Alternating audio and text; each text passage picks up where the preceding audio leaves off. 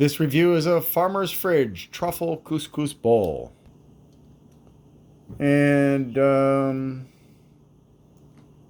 gosh. Looks interesting. Handcrafted. Wow. Okay.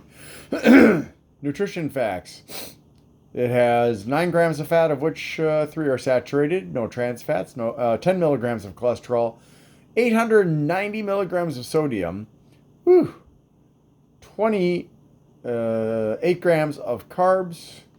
2 grams of which are fiber.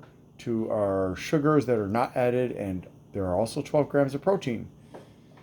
In the ingredients are... Whoops. I turned too far. Right there. Pretty natural. So it's not truffles, it's truffle oil. Well, and truffle extract and truffle flavor. All right, well, this is vegetarian, obviously, so let's give it a try. Man, it's not easy to get this thing open. This is plastic, so you can't just rip it by turning it. So I'm not really sure. It's got spinach leaves on top. I'm not really sure how I'm supposed to accomplish eating this. So maybe I'll just try, excuse me, shaking it up. Shake it up. Ooh, ooh, shake it up. I don't remember the song very well, obviously. I don't remember any of the lyrics, that's for sure, other than Shake It Up. The Cars. Rick Ocasek never could sing very well. But people didn't care. They still wanted to listen.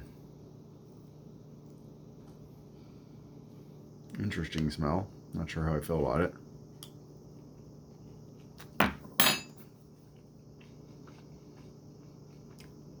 The couscous is very soft.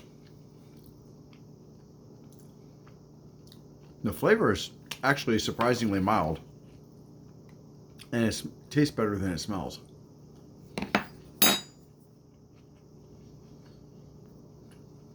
But it's still a mild flavor.